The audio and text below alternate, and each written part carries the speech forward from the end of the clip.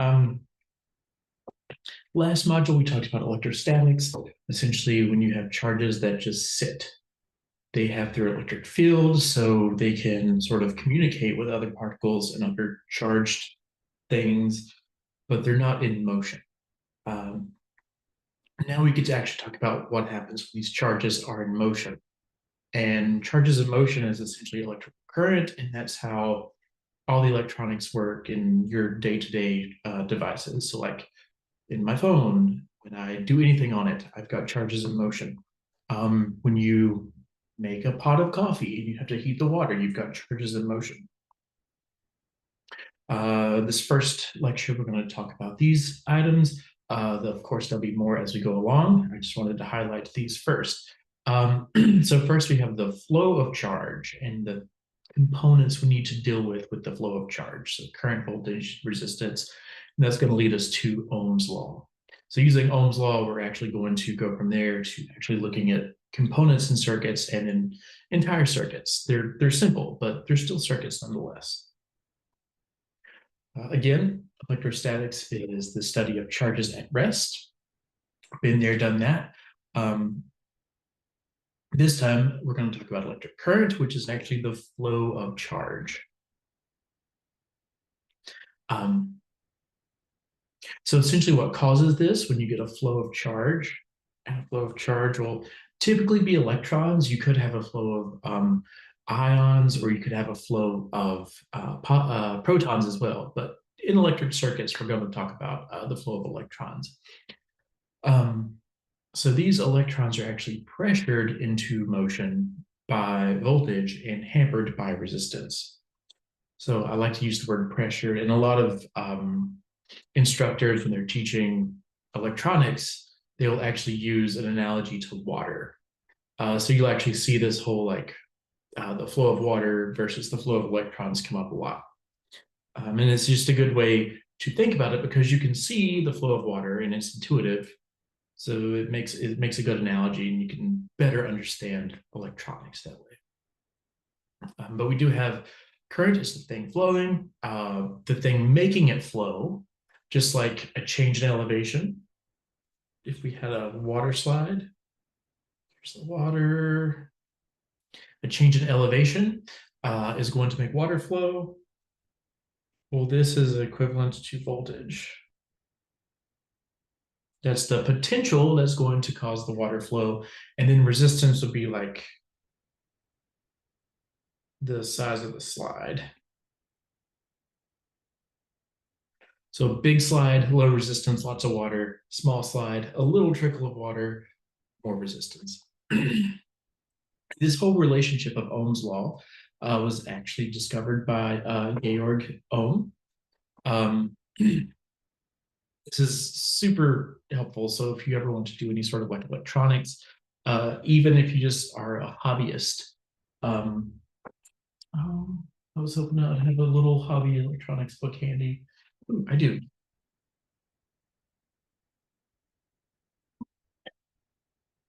So even if you're an electronics hobbyist, you just want to make some circuits to do things around the house, you're going to run into Ohm's law. So it's very important, shows up a lot. All right, let's start with each of these individual components. So first we'll start with current, which is represented by the letter I. Remember from thermodynamics that when the ends of a conducting material are at different temperatures,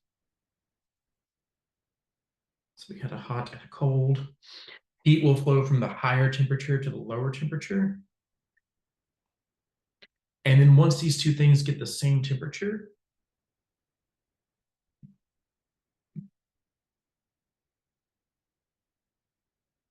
then there's no more flow, right? These things are now in equilibrium. Well, that same thing happens when you think about the ends of an electrical conductor. So essentially, you could just think of like a wire. Okay, and if they're at different potentials, that's going to cause electrons to flow from one end to the other. And this is a potential difference. And again, that water analogy. You can think about it this way, since there's a change in height in this water here, we know that water is going to flow over until these two different containers get to their same level, because water always wants to keep it the same level across the body of the water. So we're going to lose that initial height on the left, and it's going to go into the right, and that's going to cause that water to flow. So when we say charge flows, what we mean is that the charged particles flow. Again, with what we're going to deal with, it's electrons, but it could be ions or even protons. So when electrons or negative ions flow, it's a negative flow. When protons or positive ions flow, it flows positive.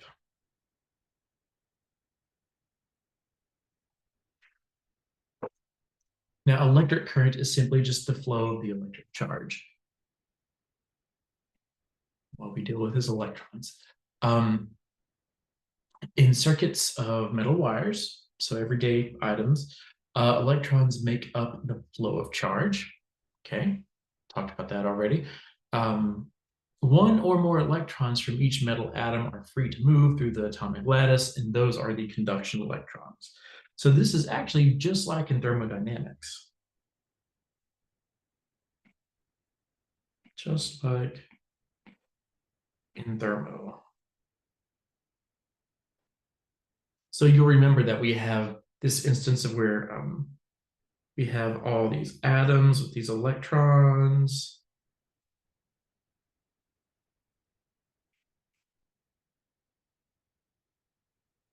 And those free sort of valence electrons that can either get knocked off easily or just kind of chill in the material, those are the ones that's going to move around. And that was true with heat. And that's true with electrical current and electronic conductors. So you get the idea down here. You can have electron flow, sometimes a lot of electron flow throughout a wire or any sort of metal conductor. So the rate of this electrical flow, so that depends, are we getting 2 electrons? Are we getting 10 electrons? We don't measure flow in electrons, but we could. We actually measure it in coulombs. So, it takes a lot of electrons to make 1 coulomb. Oops, that's many electrons.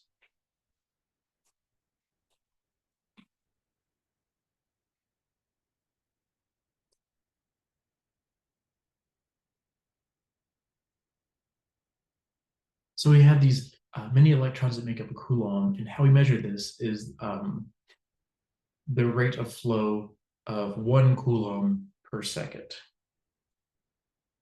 So 1 coulomb per 1 second. And what we call that is actually an ampere, or just an amp for short. Okay, so if we have an instance where 1 coulomb, which is like what? 1.602 times 10 to the 19th electrons. I don't know, it's a lot of electrons. Every time we get that group of electrons through every second, that means we have 1 amp of current. So 1 coulomb per second is 1 amp.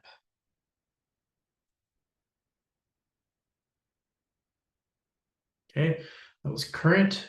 Now we have this voltage component. So current's the thing that flows. We measure the rate that it flows in amps or amperage. Charges flow only when they're pushed or pulled. So that means we need some sort of sustained pump, so to speak, to actually provide this potential to keep these charges flowing. Okay, now the pump, the thing that actually causes this is the voltage. Big voltage, big pump, little voltage, little pump. Okay, that's your potential difference. So you'll remember from the previous slide, this water over here, this water wants to get to the same level. So to keep it at an offset level and keep one side at a higher potential than the other, because really this is just gravitational potential energy. So if we want to maintain that, water's going to want to level out. So we need to pump continuously from one side to the other. Okay. In this case, that pump is supplying voltage. And then the amount of work put into this circuit by the pump is pretty much going to be your gravitational potential energy. So you can think of voltage just like GPE, gravitational potential energy, is just providing an electric potential instead. So what's going to supply a voltage like this is essentially a battery. A battery and electric generators. These things do work, sometimes mechanical work from the engine. This is chemical work, like in the battery here. And all they do is they separate charges. They pull negative charges away from positive ones. So they put some distance in between these charges. And that causes the potential difference, right? If you have all negative, all positive, you're going to get a potential difference between the two. So at least in batteries, this is usually done by chemical reactions. And this is essentially the disintegration of zinc or lead and acid. So that's where you can get like an acid battery from, the ones you're not supposed to put in your mouth as a kid, that kind of thing. And when this happens, the energy is stored in chemical bonds. And then later on, those chemical bonds are broken down to get that energy out to cause that potential. That's where your electric potential energy comes, not gravitational potential energy this time, but electric potential energy. And if you're interested in more recent batteries, I've included an article here about how lithium ion batteries work. So if you're Tesla or you want a Tesla or a Rivian or something like that, that might be an article you might want to read. So after this work is done to separate charges, all that work put in is now available at the terminals of the battery or the generator. Okay, now the unit of this electric potential difference, we said it was a voltage, so naturally we're going to measure it in a volt. So you've heard of like a 12-volt battery or 9-volt battery. That's all that number is. It's just telling you the amount of potential difference between those two terminals. When you put a battery into a circuit, so here we have this positive terminal, this negative terminal, and you put a battery into the circuit and you actually complete the circuit. Okay, that's when you're going to get the charges flowing, essentially the electrons flowing through the circuit. This battery is going to apply a voltage across whatever it is you have in the circuit. So here, this battery is applying a voltage.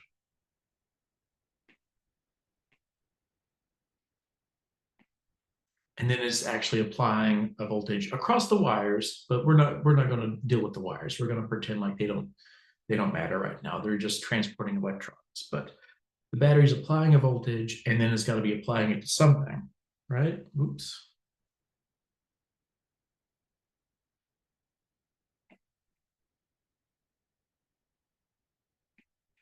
It's going to be applying the voltage difference across the light. Okay. So how much current depends not only on the voltage, but also on the resistance of the thing that's transporting the electrons. So in this previous case, the wires and the light. Okay, now some of these may be better at moving electrons than others, or at least letting electrons move, because it's the voltage that makes them move. It's just the construction of the wire or the conductor that decides how well it lets them do that.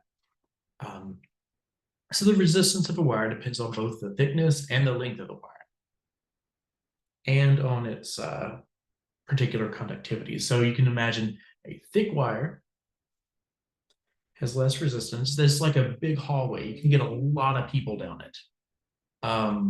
A thin wire, you can get less people down at a time. So that's why a thicker wire is going to have less resistance.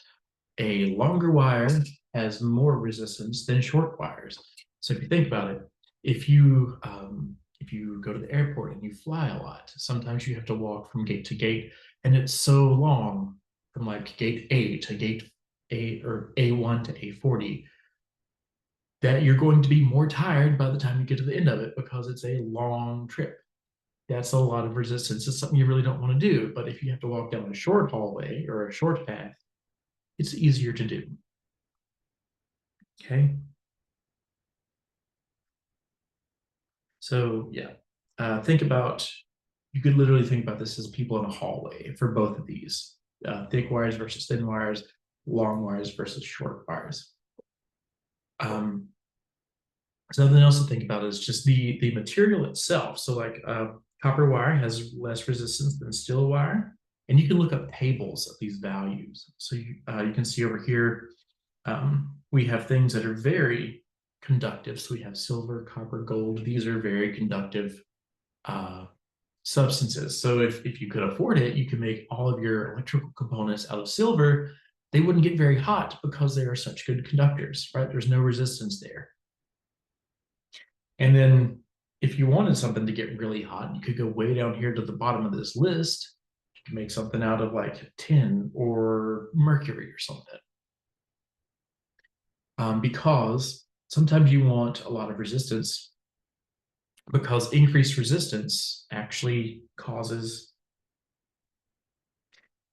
increased temperature. That's exactly how your toaster works.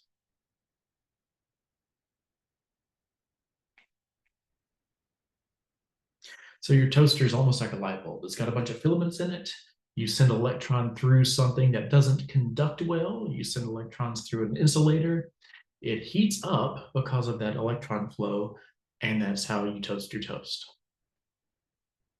Conversely, if you freeze something, get it down to a really, really low temperature, the resistance of some material just goes away completely. And we talked about those before, they're superconductors. Okay, let's let's finish up with this idea of resistance here. So when we talk about if something resists the flow of electrons or not, we usually talk about it in terms of its resistance, and we measure that in ohms. Just like the guy we talked about getting into this lecture.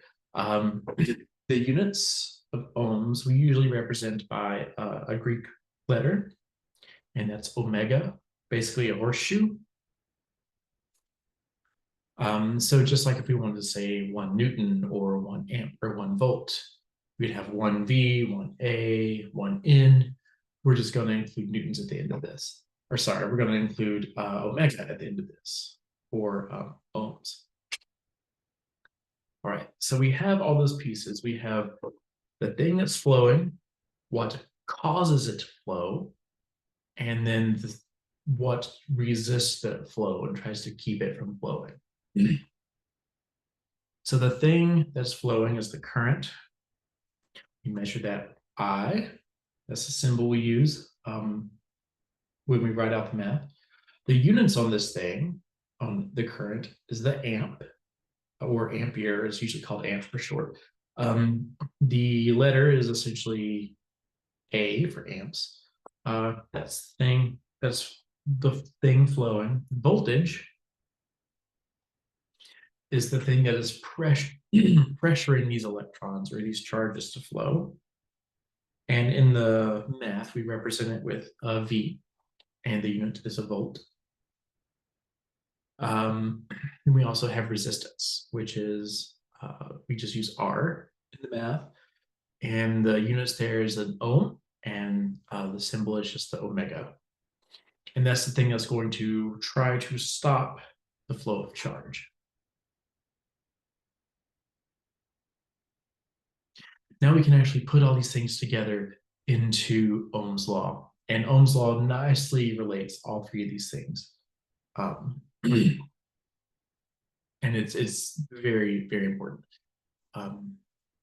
So Ohm actually discovered that the current in the circuit is directly proportional to the voltage established across the circuit and inversely proportional to the resistance of the circuit. Okay, so all that means is if you have a flow, okay, if you have a flow of charge, draw it as an arrow since we have a flow. Basically, if you, let me change colors. If you increase the voltage, you increase the current. Okay, that's direct proportionality. So current is directly proportional to voltage.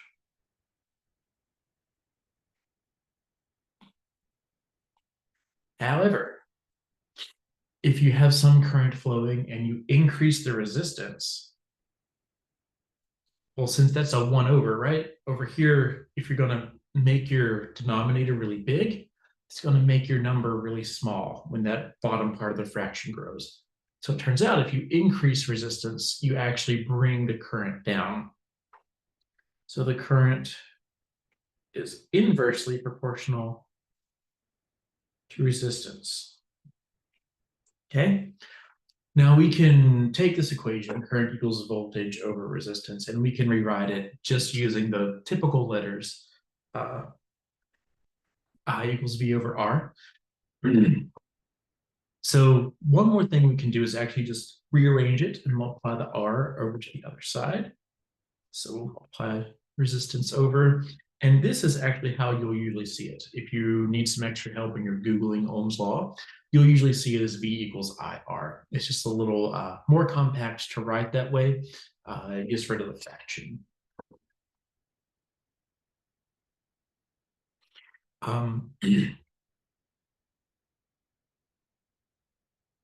Yeah, so just to reiterate, for any circuit of constant resistance, so we're not changing how much resistance is in there, current and voltage are proportional to each other. More voltage means more current, and then if you increase the resistance, the opposite thing happens, you get a smaller current. And inside of all sorts of electrical devices, such as computers, televisions, cell phones, current is regulated by elements called resistors.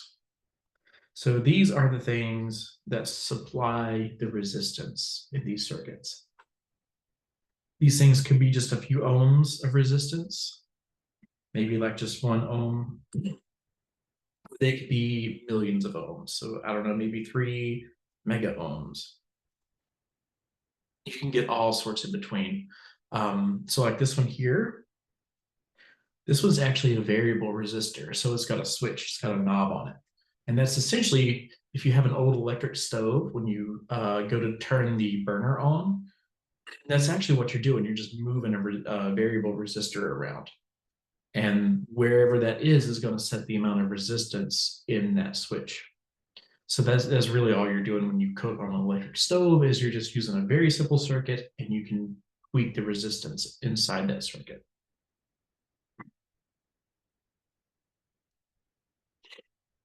Okay, let's look at one example of Ohm's law here. I'll go ahead and label it Ohm's law just so it's clear. How much current is drawn by a 60 ohm resistor when a voltage of 12 volts is applied across it? Okay, if we wanted to, we could actually draw this circuit. So here's our battery of 12 volts. And typically we represent a resistor as just a squiggly in the circuit. Okay, so we have a voltage. It's going through something, right? So we'll say it's going to flow this way. It turns out with simple circuits, it doesn't matter which way you make your current flow. The math always works out. So we're just going to say it flows this way. And then we have this resistance of 60 ohms. Okay, well, we have a voltage, we have a complete circuit, we have a resistor. That means we have some sort of current flowing through it. And we want to know how many amps it is. So what we can do is we can take our Ohm's law, V equals IR. We're looking for current, so we'll solve for I, okay? That's all that happened here. Then we just plug in the values. 12 volts divided by 60 ohms equals 0.2 amps. Okay. Another question we have here is, what is the resistance of an electric frying pan that draws 12 amps when connected to 120 volts? So that's typical of your household outlets here.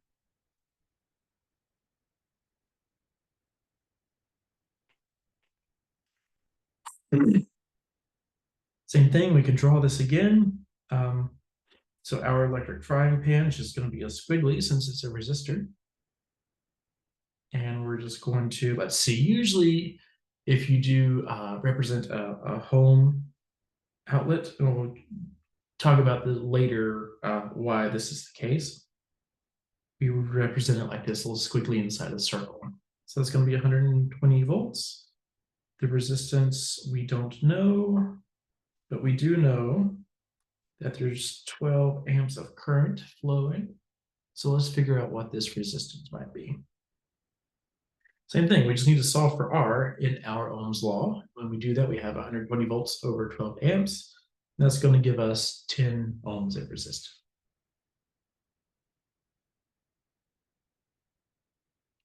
All right, the last thing I want to talk about is just spend a little bit of time talking about electric shock. This is physics of everyday life, energy, technology, and society. So it makes sense that we should put some stuff in here in these lectures when this actually comes up in a way you could interact with it. And I know a lot of people in here are exercise science majors. So this is useful to know. You might actually have to use a defibrillator at some point. So you can actually get damaging effects of electric shock as it passes through the body. Electric shock can actually overheat tissues in the body, and it can actually disrupt nerve functions. And it can also mess up your heartbeat and your breathing and those electrical signals in your body that cause those things to happen naturally. So from Ohm's law, current depends on the voltage that is applied and on the electrical resistance of the human body. Of course, not all shocks are bad. You could have a defibrillator, like here in the picture, which is actually going to send electrical signals over your heart to get it actually working again if your heart stops. So you can imagine there might be, let's see, positive and negative paddles here. And when you do that, this completes a circuit through you. So you are the resistor. You have a current flowing through here. And then the voltage is set by the defibrillator device over here. And then you have a voltage between your paddles. So that's essentially how a defibrillator works. What's interesting, though, is the resistance of a human body ranges from about 100 ohms to 500,000 ohms, depending on specific conditions. So if you're looking at a 100 ohm situation, that's if your skin is soaked with salt water. Salt has the ions, the sodium chloride ions. So you're actually going to get a lot of conductivity that way. But if your skin's very dry, maybe you're outside on a dry summer day, you actually have a lot of resistance in your skin, 500 kilo ohms. So if we wanted to get fancy, we could shorten this and write less zeros, and call it 500 kilo ohms. And that's if your skin's very dry, though. If you touch a broken light fixture or just let a regular household circuit by accident while you're standing on the ground, maybe in shoes, you've got 120 volts in your hand, and then you're grounded since you're touching the ground. So that's going to be 0 volts. So you've got a potential difference of 120 volts that's going to go through your body. But if your skin's dry, you may be wearing shoes or standing on a solid surface, you probably get shocked, but it's not going to kill you. If you were to do the same thing, if you're barefoot in a wet bathtub, your resistance is going to be really small because if you're wet, remember that's a lot less resistance. So you actually could be harmed or you could kill yourself that way. Um, Anyways, in order to be shocked, there must be a voltage across your body. Actually, one time my parents were painting essentially their mudroom, and I was 12 or 13. I was running out of the house, and I went to turn the light on, or the outside light on. And because they were painting, the panel was off the switch. So my fingers went in, and my thumb flipped the switch up, and then I got shocked so bad, like I just lost all feeling in my body, and I just fell out onto the porch. Like I had no control of my muscles for like 2 seconds. Um, but luckily, I was wearing shoes, and I had some momentum, so my momentum was able to pull my hand away. If curious, you can look at this table here, and it actually tells you about when current starts getting dangerous. So it turns out 0.001 amps can't be felt. But all you have to do is increase that just a little bit, 0.005 amps, and all of a sudden it's kind of painful. 0.01 amps, and you start getting muscle contraction. So if you've ever done like the E stim on your muscles and you feel them twitching, that's about 0.1 amps or 0.01 amps. Geez. If you start getting up any more than that, lose muscle control. So if you touch something and you start getting shocked and you lose your muscle control, you may not be able to let go. So if you ever see someone like getting electrocuted by something, you should get a broom and use the broom handle because wood is a good insulator. So use an insulator to get the wire away from them. And then not even 1 amp, actually much less than 1 amp, is enough to essentially kill you if it lasts longer than 1 second. So that is something to be aware of. All right, let's look at 2 more quick examples, and we will call it, finish up with Ohm's law, then move on to different types of current, because you can have direct current or alternating current. But that's a story for next time. So now let's take a look at these last 2 questions. If your body resistance is 100 kiloohms or 100,000 ohms, how much current will you experience if you touch the terminals of a 12-volt battery? Okay, so dry skin on a pretty sizable battery, 12 volts is pretty big. Well, we can use our handy dandy Ohm's law. We can solve for current and plug in what we know. So it turns out we essentially get absolutely nothing, 0.00012 amps. So this would be 0.12 milliamps if you're up on your unit prefixes.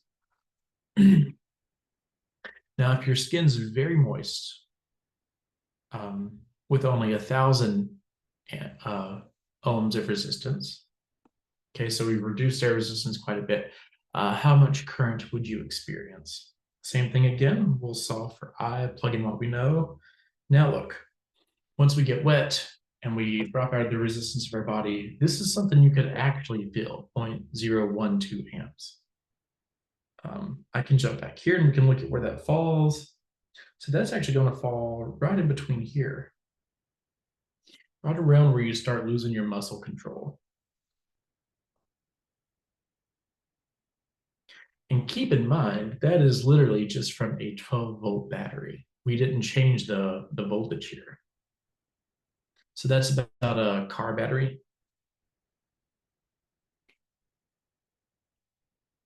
All right, so that's all I wanted to say about Ohm's law. We're going to use that quite a bit in the next couple of lectures.